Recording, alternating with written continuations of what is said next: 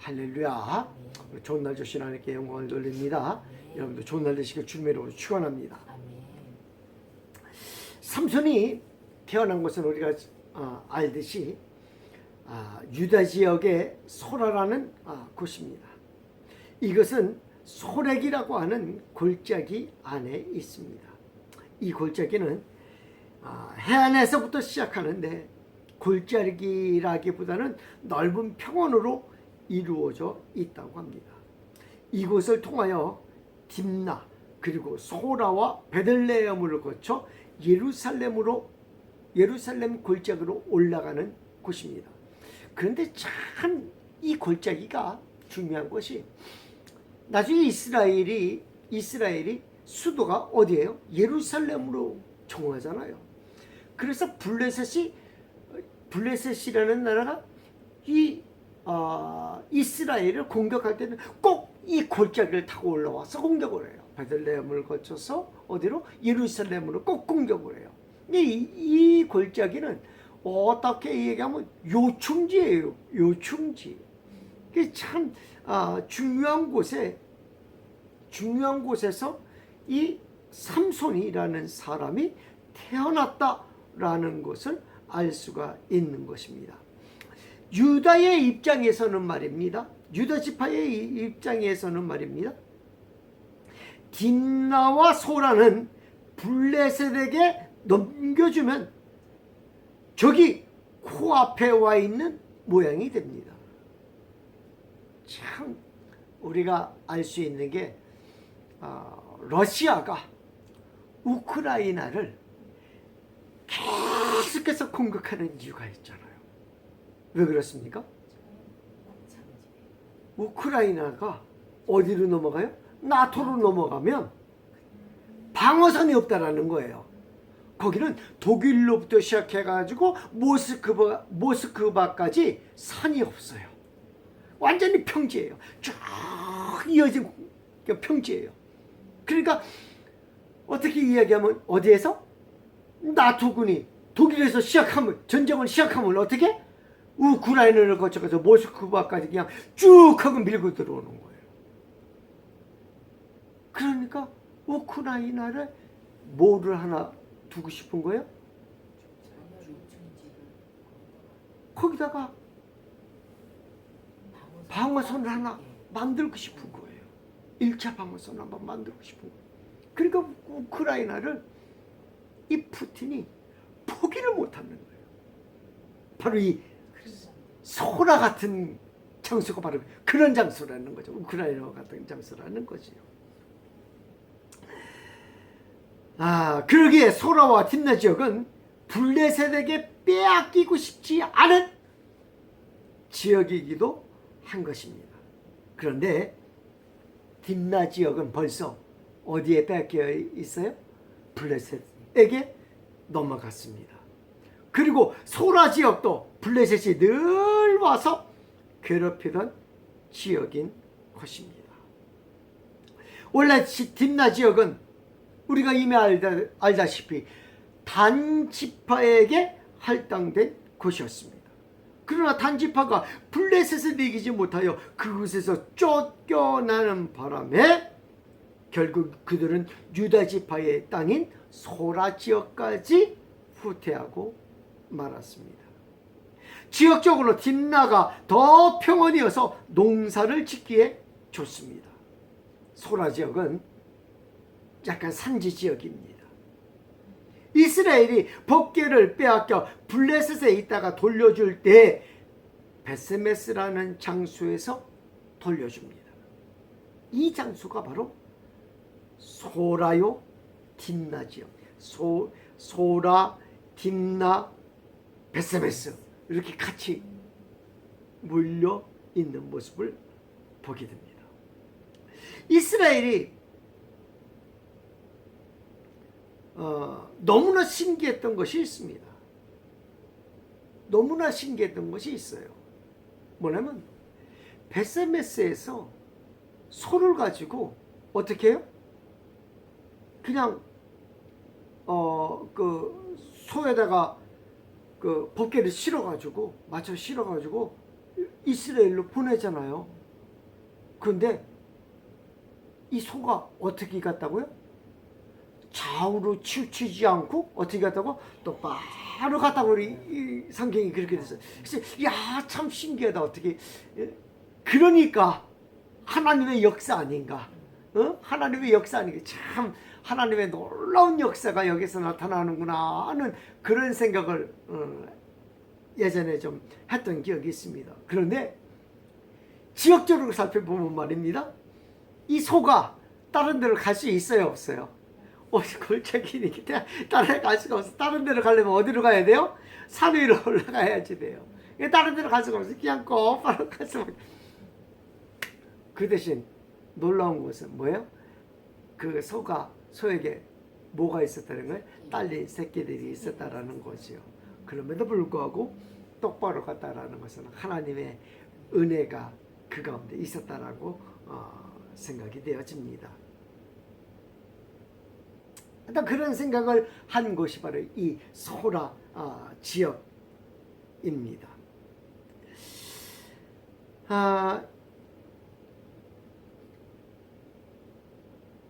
이곳은 블레셋과 유다의 경계 지역인 것입니다. 소라는 그 뜻이 호박벌이라는 뜻을 가지고 있습니다. 호박벌로부터 얻고자 하는 것은 무엇이었을까요? 아마 꿀이었을 것입니다. 그러나 그곳은 꿀이 없는 곳이었습니다. 그곳은 죽은 사자를 통하여만 꿀을 얻을 수 있는 곳이었습니다. 딥나의 뜻은 할당된 지역이라는 의미가 있습니다. 할당된 지역임에도 그들은 그것을 누리지 못하고 있었다는 사실입니다. 그들은 그곳에서 쫓겨나 산지로 향해야만 했던 것입니다. 하나님은 이러한 상황에 놓여 있는 이스라엘에게 삼손, 태양을 보내어 꿈을 꾸게 하신 것입니다. 하나님은 이 상황을 깨뜨리는 방법으로 삼손을 사용하셨습니다. 삼손이 딥나의 여인을 보고 부모에게 아내로 아내로 삼겠다고 합니다. 그의 부모는 어떻게? 당연히 반대를 합니다. 본문 14장 3절 말씀에 그의 부모가 그에게 이르되 내 형제들의 딸들 중에나 내 백성 중에 어찌 여자가 없어서 내게 할례받지 아니한 블레셋 사람에게 가서 아내를 맞으려 하느냐 하니 삼손이 그의 아버지에게 이르되 내가 그 여자를 좋아하오니 나를 위하여 그 여자를 데려오소서 하니라. 그거 아십니까? 이스라엘은 철저한 중매 결혼인 거 아세요? 누구에 의해서 결혼이 정해져요? 아버지에 의해서. 아버지가 누구래? 이삭의 배필을 위해서 어디로 보내요? 하란으로 보내요. 또 이삭도 역시 똑같이 야곱의 아내를 어디에서? 하란에서. 아버지의 역할을 그렇게 감당했던 모습을 보여요. 근데 오늘은 삼손이 뭐라고 해요? 내가 좋아합니다 하고서 자기가 부여해요. 그의 부모는 이렇게 행동하는 삼손을 이해할 수 없었습니다. 삼손이 하나님으로부터 사명을 받은 나시린이고 나시린으로 키웠습니다. 그리고 현재 나시린입니다. 나시린이면 나시린답게 행동해야 합니다. 그런데 할례받지 않는 백성과 결혼하는 것을 어떻게 생각해야 합니까? 그의 부모는 이를 단순히 그래 네 마음대로 하라고 했을까요? 그래 네 마음대로 해라. 말을 할 수 없을 정도로 참담함이 있었을 거예요. 참담함이 있었을 거예요. 내가 저 녀석을 어떻게 키웠는데, 나시린을 어떻게 키웠는데, 나시린은요 보통 정성으로 키우는 게 아니에요. 부정한 거 그의 몸에 닿을까 다 노심치고 살아야지 되고,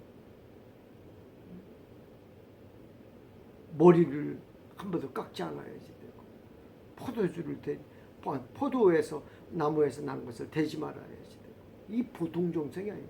특히 부정한 것을 가까이 하지 아니하는 건데 이거 보통 일이 아니거든요. 그렇게 정성을 들여서 키운 거거든요. 그의 부모는 삼손이 이방인과 결혼한다는 것은 있을 수 없는 일입니다. 성경은 삼손의 의중을 잠시 비추어주고 있습니다. 본문 4절 말씀에 그때 블레셋 사람이 이스라엘을 다스린 까닭에 삼손이 틈을 타서 블레셋 사람을 치려 함이었으나 그의 부모는 이 일이 여호와께로부터 나온 것인 줄을 알지 못하였더라. 당시의 상황을 이 결혼으로 돌파구를 만들려고 했던 것입니다. 결혼을 통한 돌파구. 그래서 좀 상상이 안 됩니다. 일단 블레셋을 치려면 어떻게 해야지 됩니까? 블레셋을 치려면, 블레셋이 이스라엘을 장악하고 있으니까 블레셋을 치려면 어떻게 해야지 돼요? 기드온의 예를 들고 뭐 다른 사사들의 예를 들면 어떻게 해야지 돼요? 나팔을 불고 군대를 모으고 무기를 가지고 전쟁을 치러야 합니다. 그런데 삼손은 말입니다, 군대도 없습니다. 무기도 없습니다. 나팔마저 없습니다. 무엇을 가지고 블레셋을 친다는 것입니까? 나시린입니다. 그런데 이방인과 결혼한다는 것을 허락하는 것입니다. 이 일이 하나님으로부터 나온 것입니다. 인간적으로 생각하면 이는 부정한 생각입니다. 비록 나시린이 아니라도 이방인과 혼인하는 것이 제약되던 시절입니다. 일반인도 이방인과 혼인하면 안 되는 시절이에요. 그런데 이것을 한다고 하는 거예요. 도저히 나시린으로서 이것을 한다는 거예요. 특히 또 도저히 감당이 안 되는 상황이 벌어진 것입니다. 사람이 이해할 수 없는데 하나님으로서는 이렇게 말합니다. 사람은 이해할 수 없어요, 이 상황을. 그런데 하나님으로서는 이렇게 말합니다. 하나님으로부터 말미암은 것이다 라고 말하고 있다는 거예요. 여러분, 사람으로서 생각할 수 없어요. 진짜로 사람으로서는 도저히 이것은 이룰 수 없는 일이에요. 그런데 하나님으로서는 하나님으로부터 말미암았다 라고 얘기해 주고 있다는 거예요. 오늘 딥나로 삼손이 그 부모와 함께 내려가고 있습니다. 딥나의 포도원에 이르렀다라고 성경은 말합니다. 딥나의 포도원이라는 것은 이미 마을에 도착했다라는 것입니다. 그런데 그곳 딥나에 사자가 나타납니다. 그것도 젊은 사자가 나타나서 으르렁 거렸다라고, 크게 울부짖었다라고 성경은 말해주고 있습니다. 보통 사자는 무엇이라고 이야기합니까? 베드로전서 5장 8절 말씀에 근신하라, 깨어라, 너희 대적 마귀가 우는 사자같이 두루다니며 삼킬 자를 찾나니. 사자는 사탄을 지칭하는 단어입니다. 우리를 유혹하는 자를 지칭하는 단어입니다. 삼손은 지금 하나님의 일을 하려고 딥나로 내려가는데 사자가 나타난 것입니다. 하나님으로 말미암은 일을 하려고 내려가는데 젊은 사자가 나타난 겁니다. 하나님과 함께 내려가고 있는데 젊은 사자가 울부짖고 있는 것입니다. 젊은 사자는 가장 용맹하고 가장 힘이 센 사자입니다. 과연 누가 젊은 사자를 이길 수 있겠습니까? 그리고선 누구의 앞길을 막고 있는 거예요? 삼손의 앞길을 막고 있는 거예요. 왜? 하나님의 일을 방해하려고 나타난 겁니다. 딥나는 어떤 것입니까? 딥나는 하나님께서 이스라엘 단지파에게 주신 땅입니다.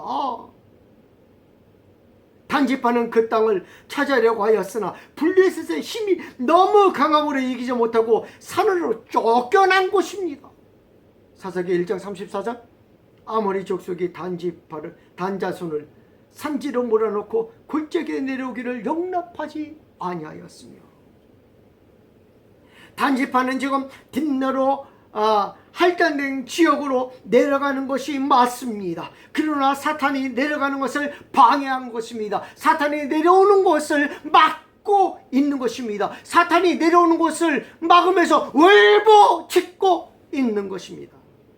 그것도 강력하게 방해합니다. 그곳에서 그 젊은 사자를 기다리고 있는 곳은 삼손입니다. 삼손은 그 젊은 사자를 염소 새끼를 찢듯이 찢어버린 줄 믿습니다. 누가 이 길을 반길까요? 반기는 사람은 아무도 없습니다. 그의 부모도 반대하는 길입니다. 그의 일가도 반대하는 길입니다. 그의 동네 사람들도 반대하는 길입니다.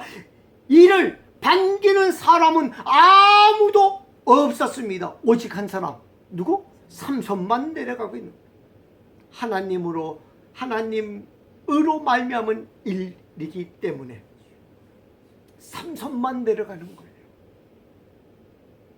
삼손에게 그의 딸을 주기를 거부하는 그의 부모도 봅니다. 그 부모도 삼손이 오는 걸 어떻게 해요? 안 반기는 거예요. 여자의 아버지도 안 반기는 거예요. 그렇다면 여자는 어땠을까요? 그랬을까요? 사사기 15장 1절 이후의 말씀을 보면 이렇게 말합니다. 얼마 후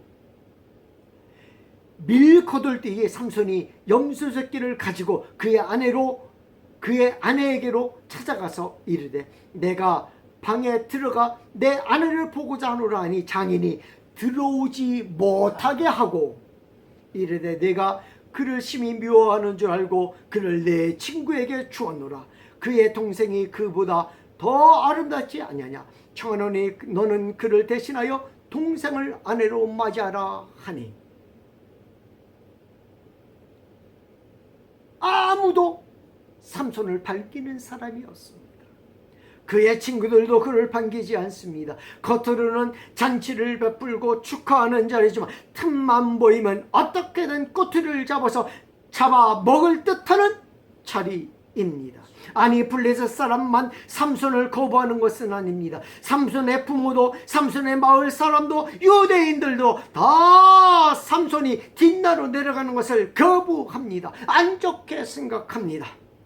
그 길을 삼손은 그의 부모와 함께 내려갑니다. 아무도 가지 않은 길입니다. 그러나 아무도 반기지도 않고 아무도 손 내밀지 않는 길이지만 그 길은 하나님으로부터 나온 길인 줄 믿습니다. 본문 4절 말씀에 그때에 블레셋 사람이 이스라엘을 다스린 까닭에 삼손이 틈을 타서 블레셋 사람을 치려 함이었으나 그의 부모는 이 일이 여호와께로부터 나온 것인 줄을 알지 못하였더라. 또한 딥나에서 삼손을 방해하는 사자를 만났을 때에도 성경은 말합니다. 6절 말씀에 여호와의 영이 삼손에게 강하게 임하니 그가 손에 아무것도 없이 그 사자를 염소 새끼를 찢는 것 같이 찢었으나 그는 자기가 행한 일을 부모에게 알리지 아니하였더라. 여호와의 영이 함께 했다라는 거예요. 엄청난 역사가 일어났습니다. 사자를, 그것도 젊은 사자를 염소 새끼 찢듯 했답니다. 그렇다면 우리는 좋은 무기가 있었구나라고 생각할 것입니다. 여러분, 제가 오래전 일이지만 타잔이라는 영화를 보면 말입니다, 타잔이 사자와 싸우는 장면이 나옵니다. 조그만 단도를 딱 하나 들고 말입니다. 그가 조그마한 칼을 들고 사자와 싸우는 모습을 봅니다. 그리고 사람이 그냥 그 사자가 엉켜가지고 신이 몸부림치면서 사자를 굉장히 죽입니다. 그런데 삼손의 손에는 아무런 무기도 주어지지 않았다고 합니다. 삼손에게는 하나님의 영만 함께한 줄 믿습니다. 딥나에서 사자를 만난 것이 그리 대단한 일이라고 성경은 하나님의 영이 임하기까지 한답니까? 상식적으로 하나님의 영을 아무 때나 끌어쓴다고 생각되지 않습니까? 야, 아무 때나 하나님의, 오늘 성경 본문을 이해하기 전까지는 사자 죽이는데 무슨 동네에 사자 한 마리 나타났다고, 그것도 이방인 그 지역에 사자 한 마리 나타났다고, 그것을 하나님의 영이 임해가지고 사자를 죽여? 하나님의 영이 아무 때나 나타나는 게 하나님의 영인가?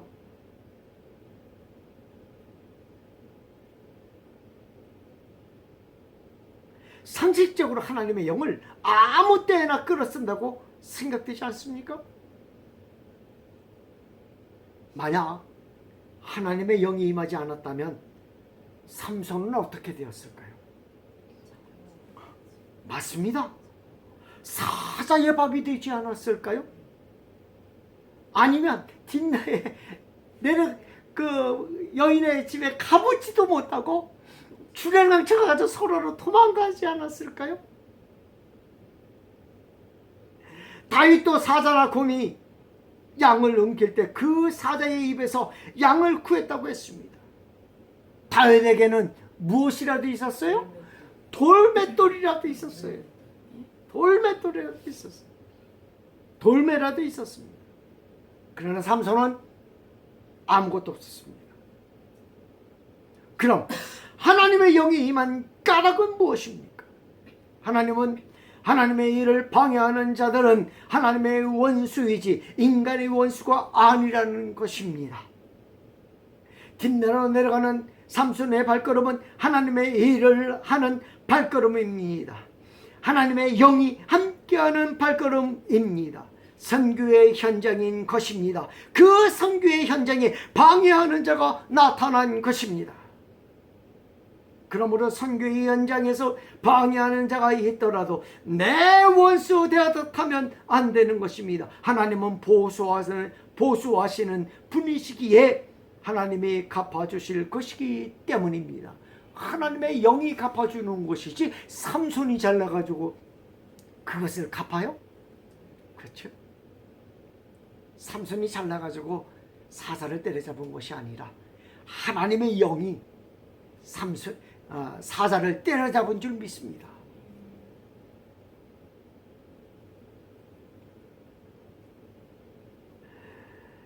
한낱 미물에 이르기까지 하나님은 역사하시는 분이신 줄 믿습니다. 다니엘 때가 마찬가지입니다. 왕의 금령이 찍힌 줄 알고 하나님 앞에 기도합니다. 결국 사자굴에 다니엘이 들어갑니다. 그러나 그 사자들의 입을 하나님은 봉하신 것입니다.